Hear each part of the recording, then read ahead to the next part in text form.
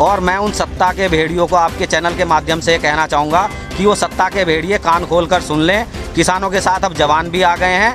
अगर वो अब जिस काम के लिए उनको सत्ता में बैठाया है उस काम को नहीं करेंगे तो अब हम उनको संसद से घसीट के सड़क पे लाने में देर नहीं लगाएंगे। तो सरकार आज तक पीछे नहीं हटी तो जवान आज तक पीछे हटे हैं क्या? इंडियन आर्मी के जवान कभी पीछे हटे हैं? आप लोग ने देखा है? कभी नहीं हटे हैं ना। तो सरकार नहीं, जवान भी नहीं हटेंगे। जनता की अदालत में इसका फैसला होगा, सड़क पे बैठा के होगा और जनता की अदालत में इनको ताजीराते हिंद दफा 302 के तहत फांसी की सजा सुनाई जाएगी। इससे कम पे बात नहीं बनेगी। अब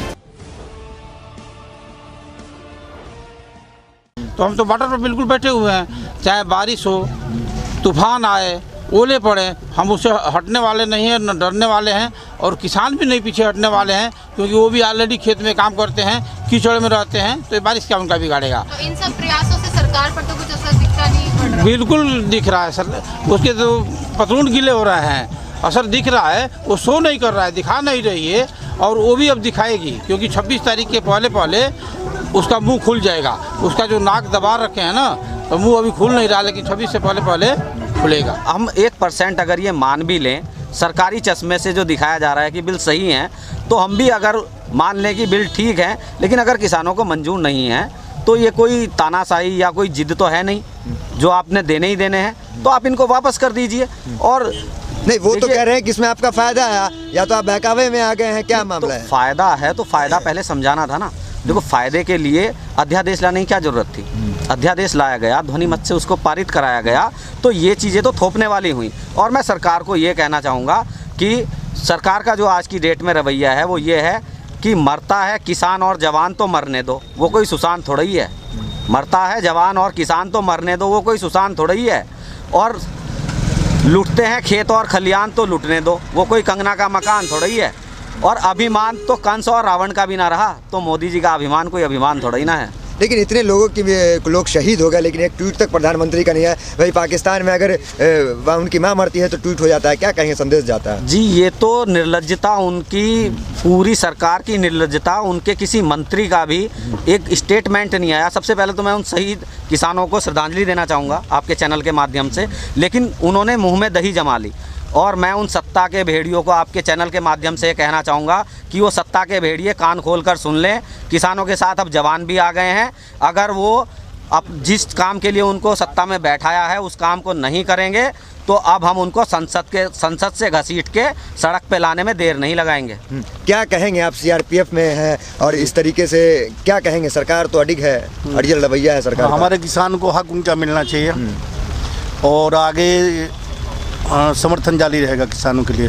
और हम अभी इस मुद्दे को लेके चले हैं कि सत्ता परिवर्तन तो बहुत हो चुका, लेकिन देश ने सत्ता परिवर्तन बहुत देख लिया। सत्ता परिवर्तन समाधान नहीं है। समाधान अगर कुछ है तो वो व्यवस्था है, व्यवस्था परिवर्तन होना चाहिए। और मैं सभी नौजवानों से और किसानों से और देश की आवाम से ये गुजारिश करना चाहूँगा कि घर से निकलो। जो हक होते हैं वो कोई परोस के नहीं देगा तुम्हें, वो छीनने पड़ते हैं। तो उसके लिए अपने घरों से निकलो, आवाज़ उठाओ और हमारे साथ कंधे से कंधा मिला के चलो। और हम आपको बताएंगे कि व्यवस्था परिवर्तन जब होता है तो कौन सी क्रांति आती है और देश कैसे चलता है। क्या कहेंगे? वही किसान ने प्रधानमंत्री को, एक सपना है प्रधानमंत्री ने दिखाया, उस सपने को साकार करने का लोगों को लगा करेंगे साकार, और किसानों ने उनकी बात में आए। नहीं, मुंगेरी लाल के सपने रह गए वो। अच्छा। वो सपने जो सारे सपने जो दिखाए ना, वो सारे सपने मुंगेरी लाल के सपने रह गए। और आप जो बोल रहे हैं ना कि वो मान नहीं रहे कि किसान नहीं है, किसका नाम लिए, कंगना रनावत और कौन सा अभिनेत्री, आप बहुत अंधभक्त हैं। मैं उन अंधभक्तों के लिए और जो है कि कंगना रनावत जो भी हैं और बाकी सारे के लिए मैं अपना मोबाइल नंबर दे रहा हूँ। मेरा मोबाइल नंबर नोट करें और हमको फ़ोन करके बताएं कि यहाँ कहाँ किसान नहीं है और कहाँ जो है कि अफगानी और पाकिस्तानी और खालिस्तानी हैं, मेरे को बताएं। हम लोग 5000 पूर्व सैनिक यहाँ पर आए हुए हैं, हम उसका मुकाबला करेंगे। मेरा मोबाइल नंबर है 9670866143। और वो लोग भी आए हैं। 5000 पूर्व सैनिक किसानों को समर्थन दे रहे हैं, और उनसे लड़ने के लिए खोज रहे हैं उनको कि खालिस्तानी पाकिस्तानी कहाँ हैं। हमको तो कहीं मिल रही नहीं है। जो लोग इस तरह के बयान दे रहे हैं उनको खोज रहे हैं आप लोग। वो भी आके बताएं ना, वही बोलने को आकर के बताएं हमको कि किधर खालिस्तानी पाकिस्तानी किधर छिपे हुए हैं। आप लोग तो पाकिस्तान से भी युद्ध किए हुए, लेकिन आप लोग पे ऐसा आरोप लगाया जा रहा है आर्मी तो खैर पाकिस्तान समर्थन है आप लोगों के ऊपर, तब यहाँ पे बैठे हुए हैं आप लोग। पाकिस्तान समर्थन है हमारे ऊपर। खालिस्तानी है? नहीं, हम खालिस्तानी हैं। कौन बोल रहा है कि हम खालिस्तानी हैं? आरोप उसके कर बाप रहे का हैं। दिया हुआ है ये तगमा, जो बोल रहा है उसके बाप का दिया हुआ है ना, क्या? तब पता चलेगा। हाँ? क्या ये किसका दिया हुआ है? जी बड़ी बात आपने कही। क्या कहेंगे इस तरह का आरोप अगर आप जो इस एक तरह के आर्मी आरोप पे लगता इस है? तरह के आरोप लगा रहे हैं उनको जवाब जनता देगी। अब जनता देगी व्यवस्था परिवर्तन करके, उनको घसीट के संसद से, और जब यहाँ लाएगी तब सजा उसको फौज के हिसाब से दी जाएगी। उनको सड़क पे लाके और ढड्डू चाल, फौज में एक पनिशमेंट होता है, ढड्डू चाल बोलते हैं उसको।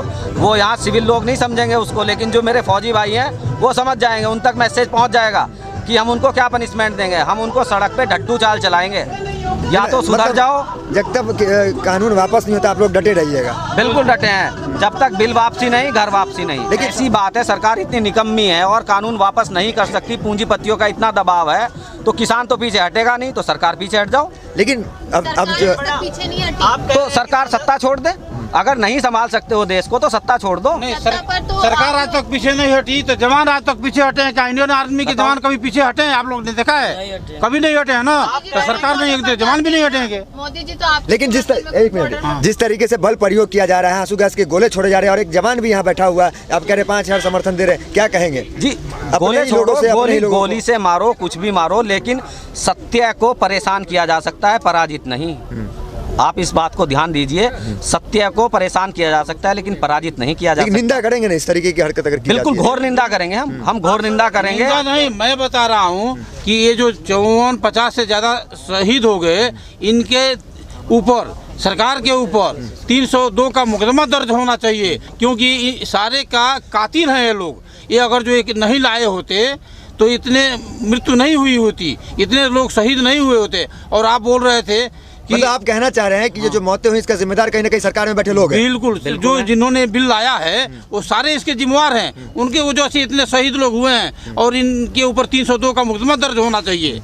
जन आंदोलन बन चुका है, आप लोग देख रहे हो क्या? ये सिर्फ किसानी है क्या इसमें? नहीं, इसमें हर वर्ग आए हुए हैं और ये विश्व का रिकॉर्ड कायम होगा। इतना बड़ा आंदोलन कभी नहीं हुआ है और ये महाजन आंदोलन में कुछ न कुछ मंथन होकर के निकलेगा और कुछ इसका निष्कर्ष जो निकलेगा। हाँ, इसमें से जो बनेगा व्यवस्था परिवर्तक जो बनेगा, परिवर्तन बनेगा, वो सजा पक्का देंगे। इन शहीद का बदला जरूर लेंगे। इन शहीदों का बदला याद रखिएगा, लिया बदला जाएगा, लीजिएगा। बिल्कुल लिया जाएगा और सरकार से बदला लीजिएगा। जनता की अदालत में इन पे 302 का मुकदमा हुआ है और जनता ही इनको ताजीराते हिंद के तहत, दफा 302 के तहत फांसी की सजा सुनाएगी इनको तब पता चलेगा। मतलब सरकार में जो बैठे लोग हैं जिनकी वजह से ये मौतें हो रही हैं, बिल्कुल जो जिम्मेदार हैं, उनको बिल्कुल फांसी की जनता सजा। की अदालत में इसका फैसला होगा और सड़क पे बैठा के होगा और जनता की अदालत में इनको ताजीराते हिंद दफा 302 के तहत फांसी की सजा सुनाई जाएगी। इससे कम पे बात नहीं बनेगी। अब हम चाहते हैं देश हमारा प्रगति करे, तभी हम बना सकते हैं। अदरवाइज हम इन नेताओं के ऊपर विश्वास करते रहेंगे और वोट देते रहेंगे तो एक दिन हमें हथकड़ियाँ लग जाएंगी, पैरों में बेड़ियाँ लग जाएंगी और वही हाल हो जाएगा जो 1857 में था। लगातार जो है आप लोग रिलायंस का हो या अंबानी का हो या फिर बाबा रामदेव की कंपनी पतंजलि का बाइकआउट कर रहे हैं और इससे रिलायंस को बहुत घाटा हुआ है, तो ये कैसे देखते हैं? बाइकआउट जारी रहेगा? इस घाटे को देखते हुए आप लोग वापस लेंगे इस चीज़ को, क्या कहेंगे? नहीं, देखो ये क्या होता है, जब शुरू में जियो का इसलिए ज़्यादा हुआ क्योंकि एक प्रधानमंत्री होके, आप देश के प्रधानमंत्री होके आप एक कंपनी का एडवर्टाइजमेंट कर रहे हैं, आपको शोभा देता है? आपको शोभा देता है? और उसके बाद पहले फ्री दिया जाता है, क्योंकि कोई भी किसी चीज़ को फ्री नहीं देता। अगर कोई आपको कोई चीज़ फ्री मिल रही है तो उसकी आपसे ज़्यादा कीमत वसूली जानी है, ये आप अपने माइंड में सेट कर लीजिए। तो पहले फ्री दिया गया, फिर उसको मतलब ठगा गया कहीं ना कहीं, बिल्कुल ठगा गया। और मैं एक चीज़ कहूँगा कि पहले घोटाले होते थे, लेकिन इस नाम परिवर्तन की सरकार ने क्या किया कि शहरों के नाम चेंज करते करते इन्होंने घोटाले का नाम चेंज करके सब्सिडी रख दिया और सब्सिडी के नाम पे आज की डेट में देश में सबसे ज़्यादा घोटाले हो रहे हैं। गैस पे जो सब्सिडी मिलती थी, आज अगर आप उसको ग्राउंड में जाके देखोगे तो 4.5 रुपये, 5 रुपये, 7 रुपये इतनी अकाउंट में आ रही है। और महंगाई, राष्ट्रीय मुद्दे इन्होंने क्या बना दिए? इसने क्या खाया, इसने क्या पिया, इसने क्या किया, ये राष्ट्रीय मुद्दे बना दिए। जबकि राष्ट्रीय मुद्दे होने चाहिए थे महंगाई, बेरोजगारी, भ्रष्टाचार। आखिरी सवाल, जब राजनाथ सिंह कहते हैं कि 1-2 साल कानून को देख लीजिए, तो फिर क्या दिक्कत है? नहीं, क्यों देख लीजिए? हमको हम मान लिया कि अच्छा है और हम लेना नहीं चाहते हैं, वो लड्डू ही है, हम लड्डू खाना नहीं चाहते हैं, क्यों देख लें? हम लेना ही नहीं चाहते हैं उसको। मीठा सच जबरदस्ती ले लें क्या? इसी लड्डू को मीठा बता रहे हैं वो बहुत। इनको डायबिटीज है क्या आपको? सरकारी हाँ, हमको नहीं चाहिए। बिल्कुल। अब पूरे किसान जवान उसको लेना ही नहीं चाहते हैं, तो क्यों देख क्या क्यों कहेंगे? ले? वो देखो, बिल उनके लिए अच्छा है जिनको सरकारी चश्मे से दिखाया जा रहा है।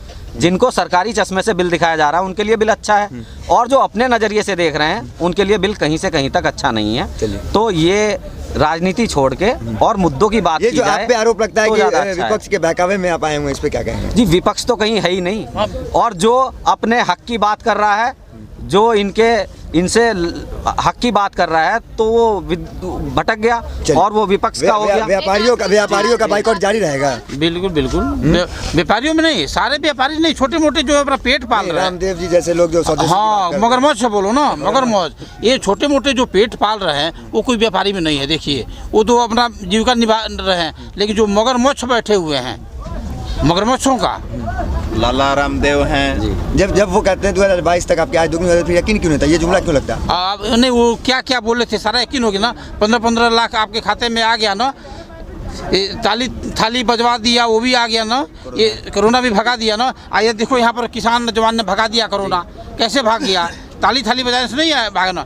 क्या क्या उन्होंने बोला उस आप लोग देख ही रहे हो। आखिरी रणनीति क्या होगी आपकी? क्या करेंगे? बिल्कुल जी। अब आखिरी रणनीति हमारी यही है कि हम जो है कि इस तीनों बिल को वापस करवा कर ही लौटेंगे, और एमएसपी निर्धारण और उससे कम रेट पर लेने वाले को सजा की प्रावधान, और इसके साथ ही अब सत्ता परिवर्तन नहीं होगा, अब व्यवस्था परिवर्तन होगा। मोदी सरकार हर बार कहती आई है कि जब से हमारी सरकार सत्ता में आई है आतंकवाद बहुत खत्म हो गया। आप तो जवान हैं, आतंकवाद की आप कमर टूट गई नोटबंदी से आतंकवाद की कमर टूट गई। हाँ, अब वो भी आपने देख ही लिया। वो तो हम क्या पता, पूरा देश देख लिया। 2-3 जवान हाँ? मर रहे हैं। जितने जवान इस मोदी सरकार में शहीद हुए हैं, उतने जवान पिछला आप रिकॉर्ड उठा के देखें, 450 साल की एवरेज आ रही है। मतलब कि 2 से 3 जवान एवरीडे शहीद हो रहे हैं। और किसानों के तो आंकड़े इन्होंने दिखाना ही बंद कर दिए।